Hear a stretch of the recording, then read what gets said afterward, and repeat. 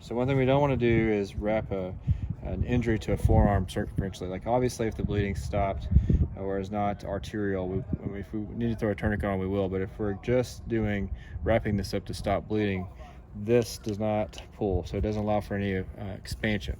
And ballistic injuries or any kind of major injuries to the forearm prone to compartment syndrome.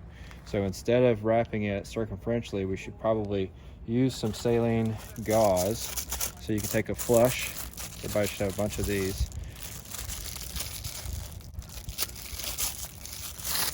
Don't spray the wound necessarily. You may throw some more contamination into it, but you can spray your gauze. Okay, a little saline gauze over the wound. So go back and forth, back and forth, back and forth. Then you're going to splint it after that. So obviously this can also be your pressure if you wanted to use it for applying pressure with your ace wrap. So always starting distally and wrapping up.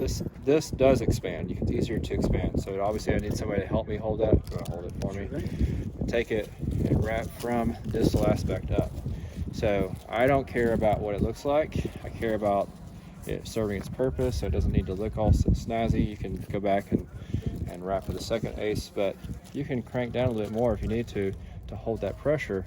But you definitely don't want to put Kerlix wrapping it around. Obviously use some tape or something to hold it down, but we don't want to use Kerlix wrapping around because you don't know how long your transport is, and you may cause a worse problem, especially if you give the guy some medication to control pain. He can't tell you that his fingers are going numb or that his hand is or his arm is getting worse.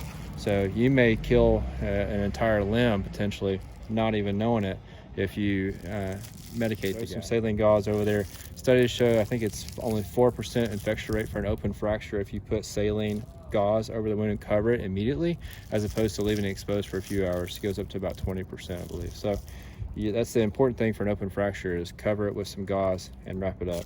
Obviously we've already put our SEM split on here just to save time on the video.